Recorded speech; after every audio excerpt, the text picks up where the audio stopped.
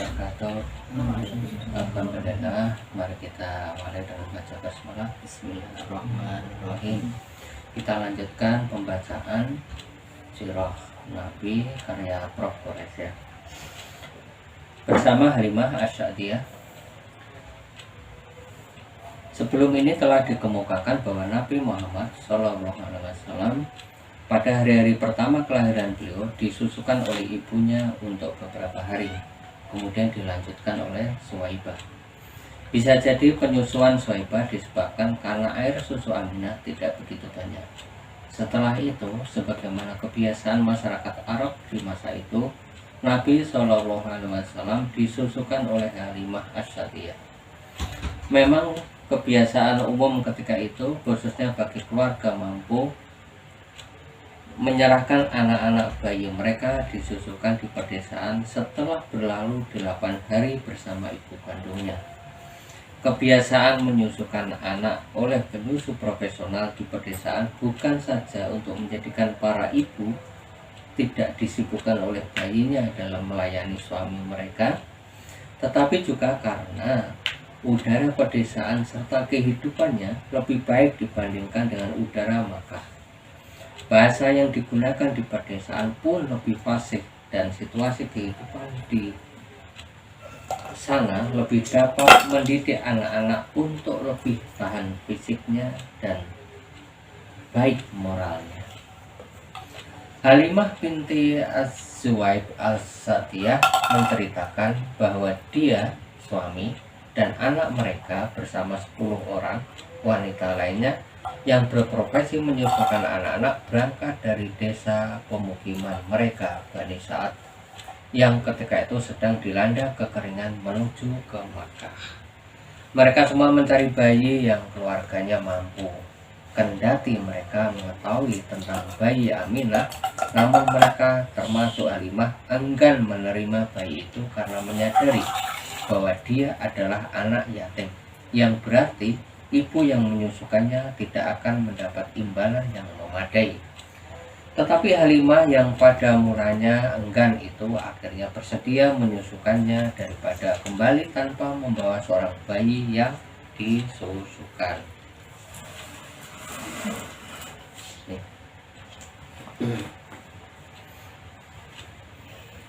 Ada riwayat lain yang dikemukakan oleh Al-Qadi Iyad dalam bukunya Asy-Syifa yang menyatakan bahwa setelah para penyusup profesional enggan menerima Muhammad SAW untuk dibawa ke pemukiman mereka, Abdul Muthalib bertemu dengan Halimah dan terjadi dialog berikut. Abdul Muthalib, "Anda siapa?" Halimah menjawab, "Saya dari keluarga Bani Sa'ad." "Siapa namamu?" Halimah, "Alangkah baiknya Sa'ad, kebahagiaan dan hilm, kelampangan dada, dua sifat yang terdapat pada keduanya, kebajikan abadi dan kemuliaan yang langgeng. Aku mempunyai seorang anak yatim. Aku telah menawarkannya kepada wanita-wanita dari keluarga Bani Sa'ad, tetapi mereka enggan menerimanya dan dalih ia anak yatim yang tidak memiliki harta, sedang kami mencari atau mengharapkannya. Halimah, maukah engkau menerimanya? Semoga engkau berbahagia dengannya. Beri aku kesempatan bermusyawarah dengan suamiku," jawab Halimah. Setelah mendapat persetujuan suaminya, Halimah menemui Abdul Muthalib menyampaikan persetujuannya. Maka Halimah ke rumah Aminah dan disambut hangat olehnya. Lalu Halimah diantar masuk ke dalam kamar putra Aminah itu. Di sana Halimah melihat seorang bayi yang berpakaian wal berwarna putih di atas perbaringan beralaskan sutra berwarna hijau. Sang bayi tertidur menelentang. Halimah merasa iba membangunkannya. Dengan perlahan ia meletakkan tangannya ke punggung sang bayi. Tiba-tiba sang bayi terbangun sambil tertawa. Maka Halimah mencium dahinya dan menggendongnya untuk dibawa ke pemukimannya di perkampungan Bani Sa'd.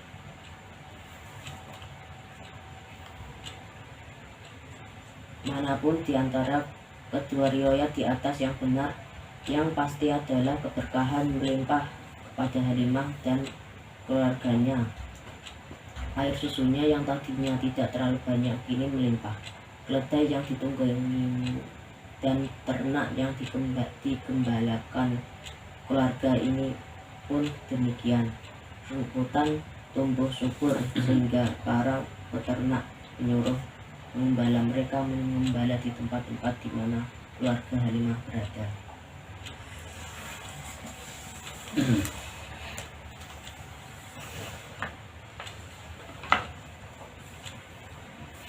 Muhammad SAW di perkampungan Bani Sa'd.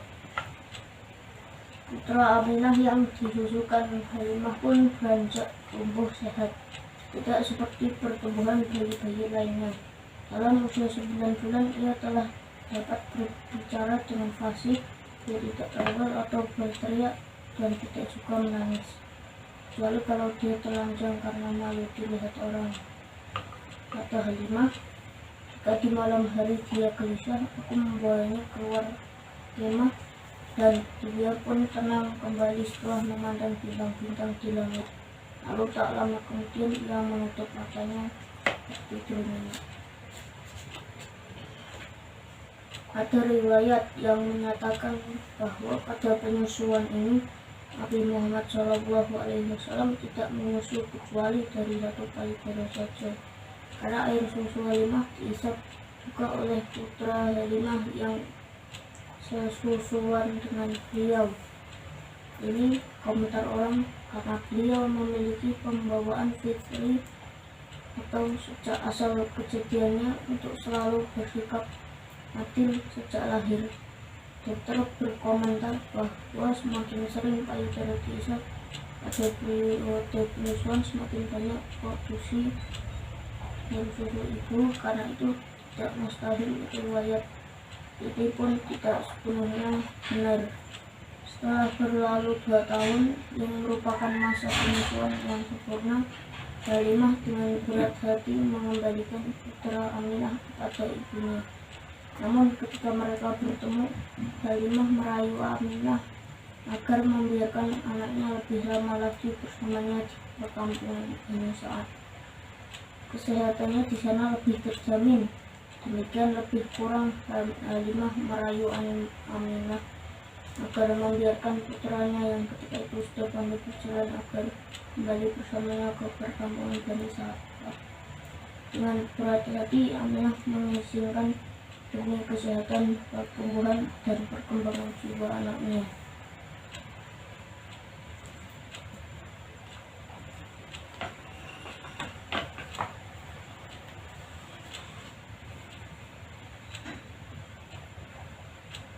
Pembedahan dada Muhammad SAW.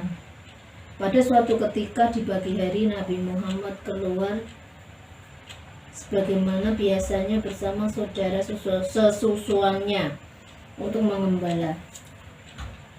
Ketika itu terjadi sesuatu yang menakutkan Halimah dan keluarganya. Imam Muslim meriwayatkan melalui sahabat Nabi Anas bin Malik radhiyallahu anhu bahwa anna Rasulullah sallallahu alaihi wasallam atahu Jibril wa huwa yal'ab ma'al hilman fasura'ahu fasyaqqa an qalbi fastaharaja minhu 'alaqatan faqal hadza khadus syaitan minka thumma wasalahu fi tastim min dhahabin bima'in zamzam thumma a'adahu ila makanih wa ja'al hilman yas'auna ila ummihi yunatun inna Muhammad tutila wastaqbalu wa huwa muntaqi'ul laun. Rasulullah didatangi oleh malaikat Jibril sewaktu beliau sedang bermain dengan anak-anak sebayanya. Lalu Jibril membaringkannya, kemudian membedah dadanya, lalu mengeluarkan dari dadanya itu sekerat sambil berkata, ini bagian setan pada dirimu. Lalu dicucinya dengan air zam-zam yang diisi di dalam mangkok yang terbuat dari emas. Kemudian Jibril mengembalikan sekerat itu ke tempatnya semula. Anak-anak yang bermain bersama Nabi itu berlari menuju ibu Nabi, yaitu Halimah, sambil berteriak bahwa Muhammad telah terbunuh. Maka orang-orang datang menemui Nabi, dan dia ditemukan dengan wajah pucat pasi. Udah.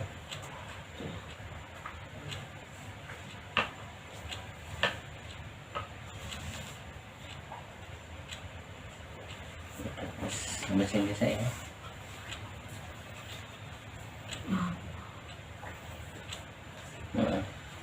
Sudah sampai ini dulu. Nanti besok Nabi Muhammad dikembalikan Halimah kepada Aminah besok.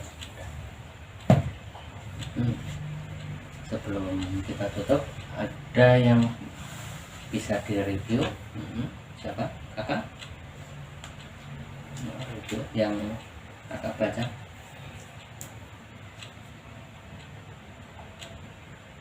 Jadi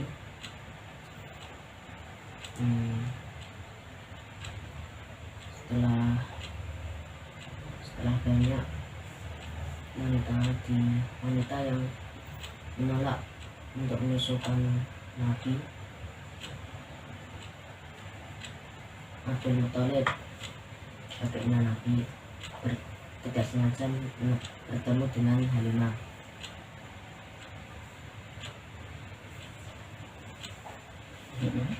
Dan dalam dialognya Abdul Muthalib menawarkan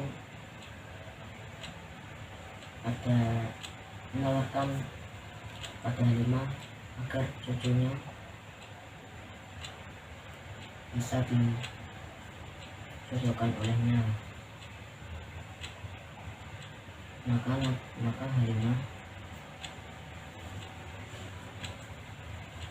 menerima tawaran itu setelah mendapat persetujuan dari suaminya. Dan akhirnya Nabi disusukan oleh Halimah di kaum Sa'ad.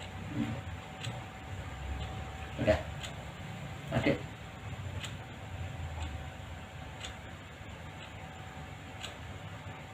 Apa?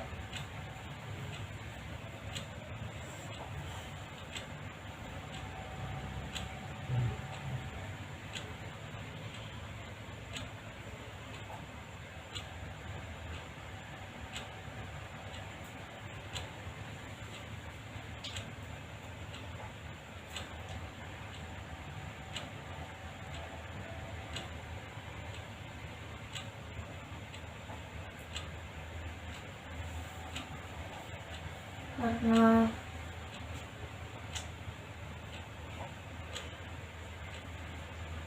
sosok itu pada Madinah tidak cukup banyak,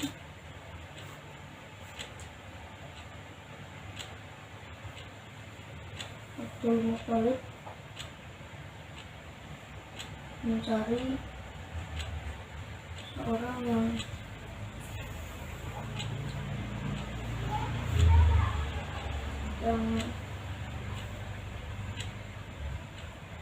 akan menyatukan Rasulullah.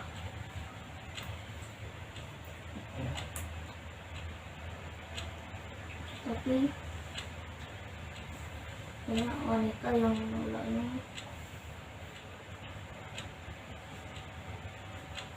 karena Nabi Muhammad adalah anak yatim. Tapi kemudian Abdul Muthalib bertemu dengan Halimah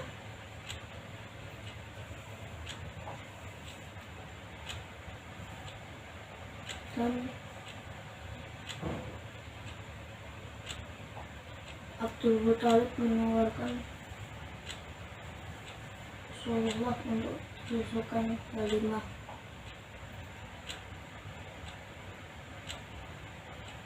Halimah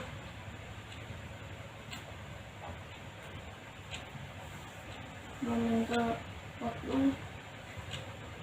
untuk menyetujuinya dengan suaminya. Dan kemudian Halimah datang lagi ke Abdul Muthalib dan ia mengatakan kalau ia setuju dan menyebutkan Nabi Muhammad.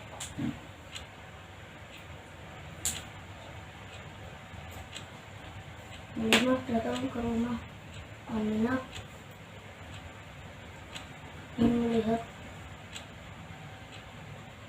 seorang bayi tidur telentang di ranjang.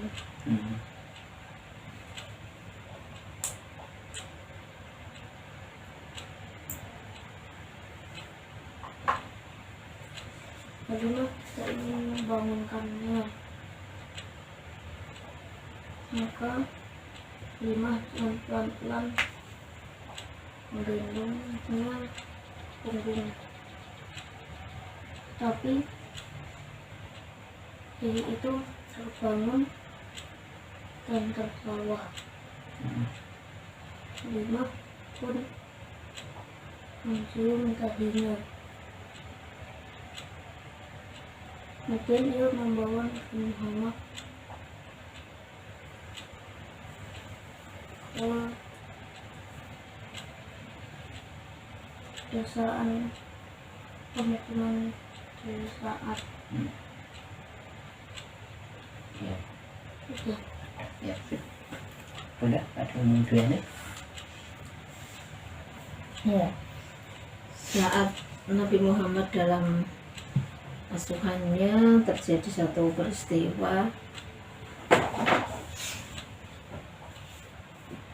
yaitu ketika Nabi Muhammad sedang bermain-main bersama teman sebayanya dan juga saudara sesusuannya, yaitu anaknya Halimah. Diceritakan dalam sebuah riwayat bahwa dia didatangi oleh dua orang yang berpakaian putih, yang kemudian dua orang itu membelah dada dengan mengambil sekerat, dan kemudian setelah diambil dicuci dengan air zam-zam, dan akhirnya keratan itu dimasukkan kembali sambil si malaikat atau dua orang itu berkata, ini dia yang menjadi bianggaro atau setan, dan ini kemudian dimasukkan kembali ke dada Nabi.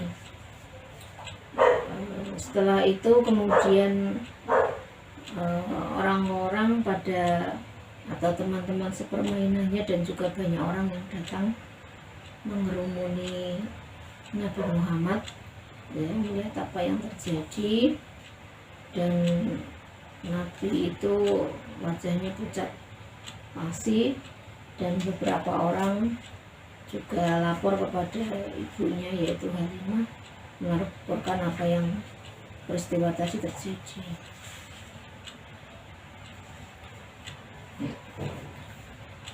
Kalau di sini kok disebutkan Jibril ya yang datang di hadis riwayat Muslim itu. Jadi bukan dua orang ya, tapi malaikat Jibril yang datang kepada Rasulullah kecil dan dibasuh dengan zam-zam yang sekerat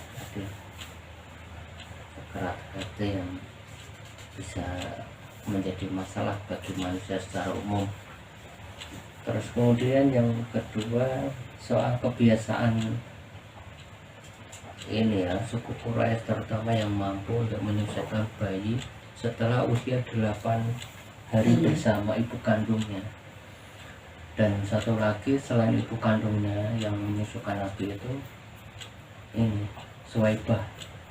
Suwaibah ini pembantu, sebelumnya budaknya Abdullah, terus kemudian Abdullah Abdullah ya dari Abdul Muthalib jadi Abdullah, terus kemudian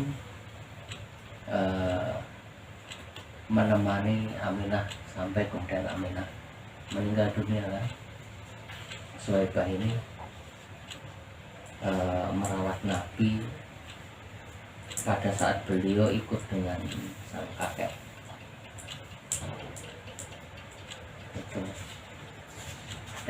Itu dulu ya. Ya, yuk kita akhiri dengan alhamdulillah. Amin.